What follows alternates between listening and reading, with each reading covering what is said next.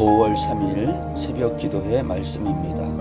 오늘 본문은 사도행전 2장 1절로 13절입니다. 오순절 날이 이미 이르매 그들이 다 같이 한 곳에 모였더니 후련히 하늘로부터 급하고 강한 바람 같은 소리가 있어 그들이 앉은 온 집에 가득하며 마치 불의 혀처럼 갈라지는 것들이 그들에게 보여 각 사람 위에 하나씩 임하여 있더니 그들이 다 성령의 충만함을 받고 성령이 말하게 하심을 따라 다른 언어들로 말하기를 시작하니라. 그때에 경건한 유대인들이 천하 각국으로부터 와서 예루살렘에 머물러 있더니 이 소리가 나매 큰 무리가 모여 각각 자기의 방언으로 제자들이 말하는 것을 듣고 소동하여 다 놀라 신기하게 여겨 이르되 보라, 이 말하는 사람들이 다 갈릴리 사람이 아니냐? 우리가 우리 각 사람이 난 곳 방언으로 듣게 되는 것이 어찌 됨이냐? 우리는 바데인과 메데인과 엘람인과 또 메소포타미아, 유대와 갑바도기아, 본도와 아시아, 부르기아, 밤빌리아, 애굽과 및 구레네에 가까운 리비아 여러 지방에 사는 사람들과 로마로부터 온 나그네 곧 유대인과 유대교에 들어온 사람들과 그레데인과 아라비아인들이라. 우리가 다 우리의 각 언어로 하나님의 큰 일을 말함을 듣는도다 하고 다 놀라며 당황하여 서로 이르되 이 어찌 된 일이냐 하며 또 어떤 이들은 조롱하여 이르되 그들이 세술에 취하였다 하더라. 아멘. 우리는 어제 말씀에서 아버지께서 약속하신 성령을 기다리던 제자들에게 성령이 임하자 제일 먼저 일어난 일은 가룟 유다의 부끄러운 이야기를 다시 듣게 된 것이라 그랬어요. 성령이 임하자 베드로는 입을 열어 기억하고 싶지 않은 자신들의 허물과 죄를 가룟 유다의 이야기를 통해 들춰내고 회개하였던 것입니다. 그리고 가룟 유다 대신에 사도의 직무를 감당할 사람으로 마띠아를 제비 뽑아 세우게 되죠. 누가는 성령이 임하면 제일 먼저 일어나는 역사가 뭐냐? 그것은 죄에 대한 회개임을 강조하고 있는 겁니다. 저도 처음에 예수 믿고 은혜 받았을 때 제일 먼저 한 일이 눈물이 콧물이 범벅이 되는 그런 회개의 역사였음을 제 자신의 경험 속에서도 기억하고 있습니다. 이제 오늘 본문은요, 1절이 오순절이라는 절기로 시작합니다. 여러분, 오순절은요, 유대인들에게 있어서 1년에 3차례 지키던 절기 중에 하나인데요. 이 오순절은 1년 농사의 첫 번째 수확물을 하나님께 드리는 귀한 계절입니다. 누가가 성령 강림 사건이 이 오순절기에 일어났음을 밝히는 이유는 농부들이 1년 농사의 첫 열매를 하나님께 드리는 것처럼 오순절날 제자들에게 성령이 임함으로 인해 영적인 수확이 시작되었다는 것을 말하고 싶은 것이 아닐까 생각이 듭니다. 아버지께서 약속한 성령이 오순절날 임했다. 이것은 농부가 곡식을 추수하는 것처럼 성령께서 추수할 영혼들을 위해 낫을 들었다. 그러한 말과 같은 거죠. 가끔 이 오순절날 성령 강림 사건을 본질이 아니라 현상으로만 이해하려는 사람들이 있습니다. 예를 들면 성령 하나님을 바람소리나 뜨거운 불과 동일시하려는 시도입니다. 그러나 누가의 기록을 가만히 보면 성령의 임재는 급하고 강한 바람 같은 소리지 그 자체가 아닌 겁니다. 또 불의 혀처럼 갈라지는 것처럼 보인 거지 불은 아닌 거예요. 이 모든 현상은 성령의 임재와 역사를 상징하는 것입니다. 그럼에도 우리가 놓치지 말아야 될 것은 제자들이 성령의 임재를 감각적으로 체험했다라는 것입니다. 오늘 본문을 조금만 주의 깊게 읽어보면 누가는 오순절날 성령 하나님이 임했을 때 일어난 현상을 기록하려고 한 것이 아니라 주님이 승천하실 때 약속하신 성령이 임하신 결과가 무엇인지를 보여주려고 한다는 겁니다. 성령이 임하신 결과 무슨 일이 일어난 것입니까? 여기 보면 성령이 임하시자 누군가에 의해 복음이 말하여지기 시작합니다. 그리고 누군가에 의해 말해진 복음이 다른 여러 사람들이 듣는 것으로 나타나요. 그 증거로 누가는요, 오늘 본문에서 여기 보시면 4절에 보시면요, 다른 언어들로 말하기를 시작하니라 이렇게 말하고 있어요. 다른 언어들로 말하기를 시작했다. 6절에 보면 말하는 것을 듣고 그런 말도 있어요. 8절에 보면 우리 각 사람이 난 곳 방언으로 듣게 되는 것이 어찌 됨이냐. 11절에 보면 우리의 각 언어로 하나님의 큰 일을 말함을 듣는도다. 여기 전부 말하고 듣고가 반복돼서 나오고 있는 것을 보면 누가는 아버지께서 약속하신 성령이 임하면 사람들이 복음을 말하고 또 듣게 된다는 것을 강조하고 있는 것입니다.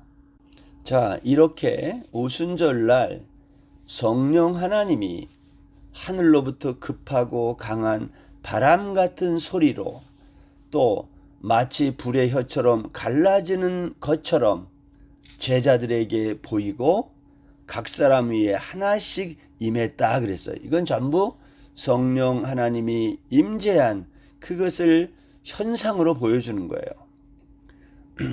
자, 그 현상의 결과가 뭐냐는 거예요. 성령 하나님이 임재한 그 현장에서 어떠한 목적으로 이러한 일이 일어났느냐는 거죠. 4절에 보면 그들이 다 성령의 충만함을 받고 성령이 말하게 하심을 따라 다른 언어들로 말하기를 시작하니라 그랬어요. 성령이 임해가지고 나타난 결과가 뭐냐? 제자들이 다른 언어들로 말하기를 시작했다. 다른 언어가 뭡니까? 당시 오순절날 예루살렘에 절기를 지키기에 모였던 각국의 많은 유대인들이 자기들이 알아듣는 말로, 이게 디아스포라 유대인들이라 각자 쓰는 말이 다 다르거든요. 근데 여러 나라 사람들이 모였는데 다 알아들었다는 거예요. 그것을 다른 언어라고 말한 겁니다. 이 본문의 말씀을 가지고 어떤 사람들은 성령 충만하면, 성령이 임하면 방언을 말한다 이렇게 말을 하기도 합니다. 한때 한국교회에서 방언을 하는 사람과 못하는 사람을 이렇게 차별하기도 했어요. 이건 너무 주관적인 주장이 아닐 수 없습니다. 오늘 성경은 성령이 임하시면 나타나는 결과를 지금 말하고 싶은 거예요. 그 결과가 무엇입니까? 다른 나라 말로, 다른 언어들로 사람들이 말하기를 시작했다. 무엇을 위해?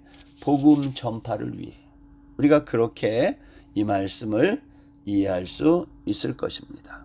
예수님이 지상에 계실 때 하시던 이 복음 전파의 사역을 승천하신 이후에도 계속 하시기 위해 예수님은 12 제자를 준비시키는 거예요. 그 12 제자들이 그 사역을 잘 감당하기 위해 예수님은 성령님을 보내시겠다고 약속하고 그 약속하신 성령이 임하자 회개의 역사가 일어나고 이어서 복음 전도의 역사가 시작된 겁니다. 문제가 뭐였어요? 오순절날 모인 유대인들이 각국의 언어를 사용하는 국제적인 사람들이었는데 제자들의 말을 알아들 수 없잖아요. 그래서 하나님은 제자들에게 언어의 장벽을 극복할 수 있는 다른 말로 말할 수 있는 은사를 주셨던 것이다. 따라서 방언이 성령 받은 사람의 어떠한 특징적인 그러한 것이다라고 단정적으로 표현하는 것은 옳지 않다는 겁니다. 또한 오순절날 현장에 있었던 120명의 무리 전체가 방언을 한 것도 아닌 거예요.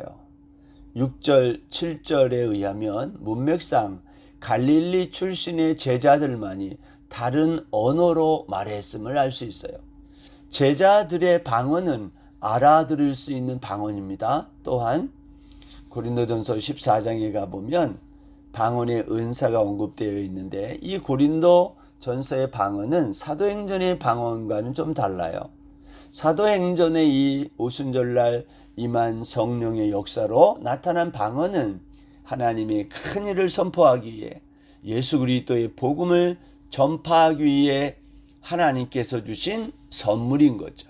그러나 고린도전서의 방언은 무아지경의 언어로 사람에게 말하는 것이 아니라 하나님께 말하는 방언이었다고 고린도전서 14장 2절이 말해요.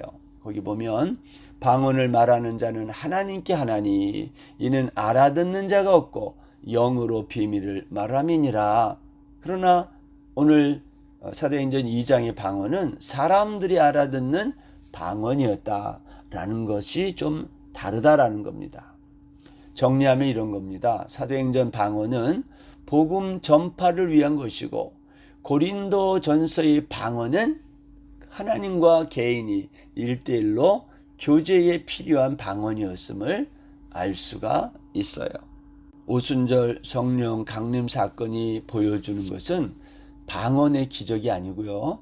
말씀 선포의 기적입니다. 갈릴리 출신의 제자들은 전에는 하나님의 큰 일을 말할 만한 혀를 갖지 못했는데 성령이 임하자 그들이 말씀을 전하기 시작했다는 거예요. 십자가에 달려 돌아가시는 스승을 보고 나는 예수 모른다 부인하고 도망쳤던 갈릴리 어부들이 다시 돌아와서 오순절날 성령 받고 달라진 게 뭡니까? 그들의 입으로 하나님의 큰 일, 십자가의 복음을 전하는 일에 담대하게 바뀌었다는 거예요. 4절 말씀이 그렇게 말하잖아요. 그들이 다 성령의 충만함을 받고 성령이 말하게 하심을 따라 다른 언어들로 말하기를 시작하니라. 오순절날 제자들에게 임한 성령님은요, 마치 자동차의 엔진처럼 제자들이 복음 전파에 전면에 나설 수 있는 힘을 공급해 줬어요. 누가는 이것을 성령 충만이라고 했어요. 그러한 점에서 성령 충만은 오순절 사건의 핵심 주제라 말할 수 있는 겁니다. 오늘날 이 성령론의 논쟁의 핵심 가운데 하나가 이런 게 있어요. 오순절 성령 강림이 한 번으로 끝났는가 아니면 지금도 계속되고 있는가 뭐 이런 거예요. 적어도 오늘 본문에 의하면 오순절 성령 강림 사건은 단회적 사건이다라는 거예요. 한 번으로 끝난 거예요. 급하고 강한 바람 같은 소리가 들리고 불의 혀같이 갈라지며 각 사람 위에 임하는 것을 보았다 그랬는데 이런 현상은 더 이상 반복되지 않았고 오직 한 번뿐이었다. 그런 점에서 단회적 사건이다. 그러나 지난 2000년 교회 역사 속에 나타난 결과를 보면 성령의 역사는 지금도 지속되고 있다는 겁니다. 왜냐하면 지난 2000년 교회 역사는 성령의 역사로 말미암아 기독교가 유대교의 울타리를 넘어 세계적인 종교가 되었기 때문입니다. 만일 오순절 성령 강림 사건이 단회적이라면 그때 성령 충만을 받았던 사람들이 세상을 떠난 뒤 교회의 역사는 이어지지 못했을 것입니다. 그런 점에서 오순절날 이 성령 강림 사건은 한 번으로 끝났어요. 그러나 성령 충만의 역사는 지금도 저와 여러분을 통해서 계속되고 있는 것입니다. 여러분, 이것이 의미하는 게 뭘까요? 오늘 우리가 중요하다라는 거예요. 저는 그러한 점에서 오늘 이 말씀을 듣는 모든 성도님들이 성령 충만하시기를 주의 이름으로 축원하고 바랍니다. 무식한 제자들이 국제적인 여러 언어를 사용하게 된 거, 그래서 복음을 전하기 시작한 것처럼 우리도 입을 열어 하나님의 큰 일을 전할 수 있어야 되겠다 하는 겁니다.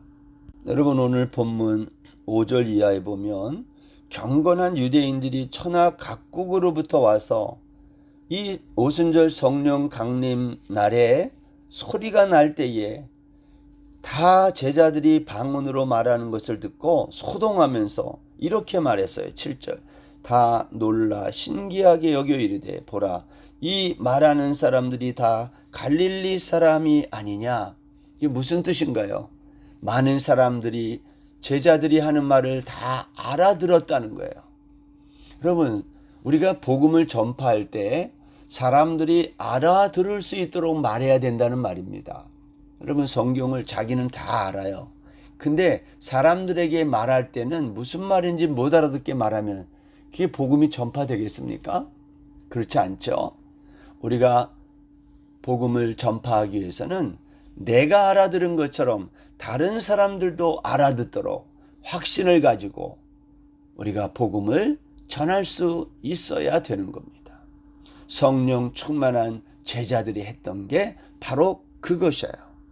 우리가 오늘 본문에서 마지막으로 한 가지 조금 나눠야 될 게 뭐가 있냐면 13절에 보면 마지막 절, 또 어떤 이들은 조롱하여 이르되 그들이 새 술에 취하였다 하더라.